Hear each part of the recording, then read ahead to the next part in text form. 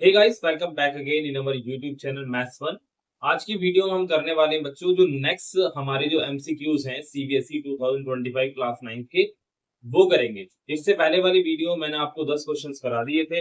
अगर आपने वो क्वेश्चंस नहीं करे तो फटाफट से वो क्वेश्चन भी कर लीजिए क्योंकि वो भी इंपॉर्टेंट क्वेश्चंस हैं। तो गाइस शुरू करते हैं अपनी वीडियो। इससे पहले अगर कोई बच्चा हमारे चैनल पे न्यू है तो प्लीज चैनल को सब्सक्राइब करें, वीडियो को लाइक करें और साथ में अपने दोस्तों में शेयर करें। तो गाइस बिना देरी के शुरू करते हैं, लेट्स स्टार्ट। यस बच्चों, तो हमने अपना नेक्स्ट क्वेश्चन लिया, क्वेश्चन नंबर 11। क्वेश्चन नंबर 11 क्या कहता है? A linear equation in two variable. कोई लीनियर इक्वेशन है यानी रैखिक समीकरण जिसको हम बोलते हैं, जो दो वेरिएबल में है। टू वेरिएबल, दो चर हम इसको बोलते हैं। वेरिएबल कितने इसके अंदर? Two. Is in the form of a x plus b y plus c is equal to 0। इसकी फॉर्म में है। तो आपको इनमें से ऑप्शन टिक करना है, कौन सा वाला ऑप्शन सही है। पहला ऑप्शन दे रखा है a not equal to 0, b not equal to 0। Second option है हमारा a is equal to 0, b not equal to 0। जो थर्ड ऑप्शन है हमारा, थर्ड ऑप्शन है ए 0, बी नॉट 0। और फोर्थ ऑप्शन में दोनों 0। अब आप देखिए, अगर मैं इन दोनों में से यानी अगर मुझे टू वेरिएबल में इक्वेशन निकालनी है तो इसमें एक्स और वाई दोनों ही हमारे पास मौजूद होने चाहिए।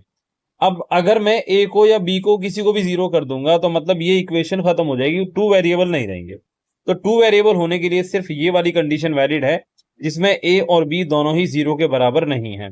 नेक्स्ट क्वेश्चन पे चलते हैं बच्चों। क्वेश्चन नंबर 12 हमारे पास में। क्वेश्चन 12 क्या कहता है? ओपी पैरेलल है आरएस के और ओपी क्यू 110 है, क्यू आर एस 130 है और एंगल पी क्यू आर हमें निकालना है। मतलब कौन सा एंगल निकालना है? हमें निकालना है ये वाला एंगल। अब इसके लिए आप बच्चों आपको एक छोटा सा काम करना पड़ेगा। आप करेंगे, एक कंस्ट्रक्शन करेंगे। कंस्ट्रक्शन में हमने क्या करा, एक पैरेलल लाइन खींची जिसका हमने नाम रख दिया, चलो ए बी नाम रख दिया, जो क्यू से होकर जा रही है। तो अब क्या करेंगे, अगर आपको याद हो तो आपने पढ़ा होगा, अगर दो पैरेलल लाइन है और बीच में ट्रांसवर्सल है तो इनके जो इंटीरियर एंगल्स होते हैं दोनों का सम 180 डिग्री होता है। तो आप देख पा रहे होंगे बच्चों, एक तो ये वाला एंगल 110 जो है और दूसरा एंगल ये वाला। इन दोनों का सम भी कितना होगा? 180 होगा। और 180 कब आएगा? जब मैं इसमें ये वाला एंगल हमारा किसका होगा? 70 का। तो ये वाला जो एंगल है हमारा हो जाएगा बच्चों 70 का।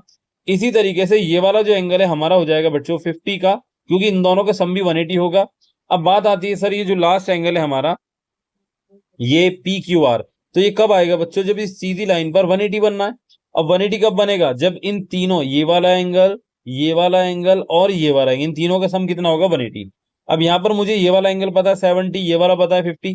तो ये वाला एंगल कितना होगा? देखो 7 और 5 12, ये दोनों एंगल मिलकर हो जाएंगे 120। अब 180 में कितने की कमी है? तो 60 की। अगर मैं 60 जोड़ दूंगा कितना हो जाएगा? 180। तो इसका मतलब हमारा जो पी क्यू आर एंगल है ये हमारे पास आ जाएगा 60 डिग्री। आप देख पा रहे हो ऑप्शन ए आपका एकदम करेक्ट है। चलते हैं बच्चों नेक्स्ट क्वेश्चन पे। नेक्स्ट क्वेश्चन हमारे पास है, if y coordinate of a point is 0। अगर किसी पॉइंट का वाई कोऑर्डिनेट 0 हो then this point always lies. ये पॉइंट किस में पड़ेगा हमेशा? फर्स्ट क्वाड्रेंट में, सेकंड में, एक्सिस ऑन एक्स एक्सिस या फिर ऑन वाई एक्सिस। अब आप देखिए बच्चों, अगर मेरे पास में एक्सिस है, अगर मेरा वाई कोऑर्डिनेट 0 हो जाए मतलब ये तो खत्म हो गया। तो अब सिर्फ कौन सा रह जाएगा? एक्स कोऑर्डिनेट रह जाएगा। इसका मतलब ये हमेशा किस लाइन पर एक्ट करेगा? वो है आपका सी पॉइंट, जो कि आपका करेक्ट आंसर है। नेक्स्ट क्वेश्चन पे चलते हैं बच्चों। नेक्स्ट क्वेश्चन हमारे पास है, पी एक्स हमारे पास दे रखा है x+3, तो हमें निकालना है पी एक्स और प्लस का p माइनस एक्स। देखो पी एक्स तो मुझे पता है कितना मेरा x+3। जब मैं p माइनस एक्स निकालता हूँ, मैं इसको अलग से निकाल लेता हूँ, p माइनस एक्स, मतलब x को माइनस करना है तो माइनस का x+3 हो जाएगा। अब आपको minus x, p minus x आपको कितना रखना? माइनस का x+3। ठीक है, वैसे आप इसको ऐड करके लिखेंगे तो अब ये x+3, जब ये ब्रैकेट हटाएंगे तो माइनस का x और प्लस का 3 हो जाएगा। x और x आपस में कैंसिल आउट हो जाएंगे, बचेगा 3 और 3 कितने होते हैं? 6। तो आपके पास में जो ऑप्शन आ जाएगा ऑप्शन डी आपका करेक्ट है। ठीक है बच्चों, चलिए चलते हैं नेक्स्ट क्वेश्चन की तरफ, क्वेश्चन नंबर 15 की तरफ। इसमें बोला, if two interior angle on the same side, एक ही साइड पर दो interior angle of a transversal intersecting two parallel line, जो कि दो पैरेलल लाइन को इंटरसेक्ट करें, जैसे ये दो पैरेलल लाइन है, तो एक ही साइड पर जो इंटीरियर एंगल है वो 2:3 के हैं, then greater of the two angle, इन दोनों में से कौन सा बड़ा? अब एक तो हमारे पास में इंटीरियर एंगल हो गया, ये दूसरा इंटीरियर एंगल हो गया ये। इसको अगर मैं 2 मान लूं, इसको 3 मान लूं, दोनों 2:3 में है। तो बच्चे 2 और 3 नहीं बल्कि रेशियो में है। तो जब भी आपके रेशियो में क्वेश्चन आता है तो आप क्या करेंगे? पहले कॉमन रेशियो मान लेंगे। मैं इनका कॉमन रेशियो मान लेता हूँ एक्स। तो अब ये जो 2 है ये आपका एंगल कन्वर्ट हो जाएगा 2x में, जो 3 है आपका हो जाएगा 3x में, और इन दोनों का सम जो होगा कितना होगा? 180। तो दोनों को जोड़ 3 और 2 5x हो जाएगा। और 5x बराबर कितना होगा 180। तो x की वैल्यू यहाँ से कितनी आ जाएगी 180 डिवाइड बाई 5। 12 से काटें 5 से काटेंगे 5 या 15 3 0 5 30 यानी x की वैल्यू आ जाएगी 36। ठीक है बच्चों, अब x अगर 36 है तो बताओ ये वाला एंगल कितना होगा, क्योंकि ये 2x है। तो आप देख पा रहे होंगे बच्चों ये जो 2x वाला एंगल है इसको हम कैसे करेंगे, तो 2 को x की मल्टीप्लाई x कितना 36 36 टू 72 36 दूनी 72। दूसरा एंगल हमारे पास है 3x, तो 3 की मल्टीप्लाई करेंगे 36 में 3 6 18 का 8 हासिल लगा 1 3 3 और 1 10 108। अब इन दोनों में से कौन सा बड़ा है तो 108 आपका बड़ा है, तो ऑप्शन भी आपका कौन सा आ जाएगा बी ऑप्शन आपका आ जाएगा। नेक्स्ट क्वेश्चन ग्रेटर एंगल पूछा था। नेक्स्ट क्वेश्चन देखते हैं बच्चों 3x minus y is equal to x minus का 1। ये हमारे पास दे रखा है, ये यूनिक सॉल्यूशन है, 1 सॉल्यूशन है, 2 सॉल्यूशन है। यूनिक मतलब 1 और 2 सॉल्यूशन है, या फिर इनफाइनाइटली मैनी सॉल्यूशन है, या फिर कोई भी सॉल्यूशन नहीं है। इसके लिए हमें प्रूफ करना है, तो हम क्या करेंगे इसके लिए बच्चों, इसके लिए हम कर सकते हैं बच्चों ये क्वेश्चन है हमारे पास में 3x minus y is equal to x minus 1। ठीक है, ये हमारे पास में क्वेश्चन है।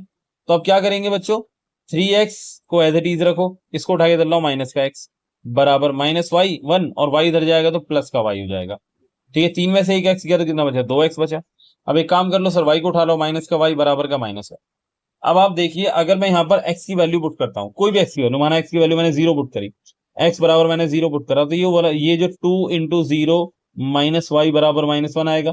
ये तो खत्म हो गया, क्या बचेगा माइनस वाई बराबर माइनस 1, यानी माइनस वाई बराबर माइनस का 1। माइनस से माइनस कैंसिल आउट, y की वैल्यू आ जाएगी 1। तो इसका मतलब आप समझ पा रहे होंगे, अगर मैं एक वैल्यू रखता हूँ एक आएगी, 2 रखता हूँ 2 आ जाएंगी, 3 रखता हूँ 3 आ जाएंगे, मतलब जितनी मैं वैल्यूज रखता जाऊंगा उतने ही मेरे पास क्या सॉल्यूशन आते जाएंगे। तो मैं बोल सकता हूँ हमारा जो ऑप्शन सी है वो एकदम करेक्ट है, यानी infinitely many solution. I hope बच्चों आपको वीडियो एकदम समझ आ रही होगी, और ये क्वेश्चंस आपके एग्जाम में भी आ सकते हैं, तो आप इनको अच्छे से करके जाएं, 2-3 बार करके जाएं।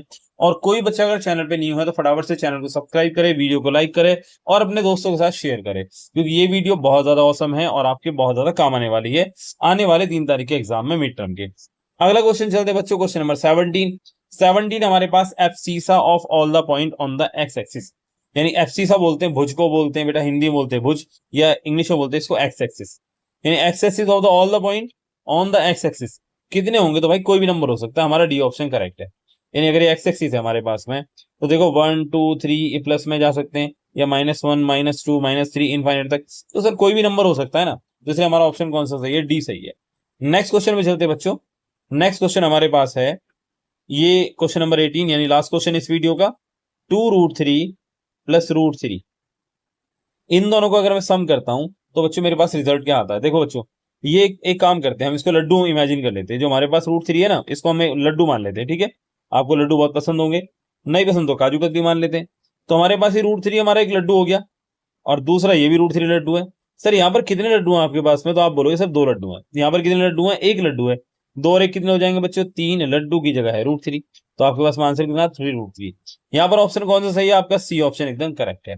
तो बच्चों आप फटाफट से ये सारे क्वेश्चन को 1-2 बार रिवाइज कर लेना। जिन बच्चों ने इस वीडियो से पहले वाली वीडियो नहीं देखी फटाफट से हो जाके उस वीडियो को देखें। तो गाइस यहाँ तक हमने वीडियो अपनी कंप्लीट कर ली है। आई होप आपको ये वीडियो पसंद आई होगी। अगर आपको वीडियो में कोई भी प्रॉब्लम हो या फिर किसी भी क्वेश्चन में कोई डाउट हो तो आप हमें कमेंट कर सकते हैं। मिलते हैं अपनी नेक्स्ट वीडियो में, वो भी हम करेंगे अपने क्वेश्चंस की जो कि आपके एग्जाम में आने वाले हैं। Thank you very much.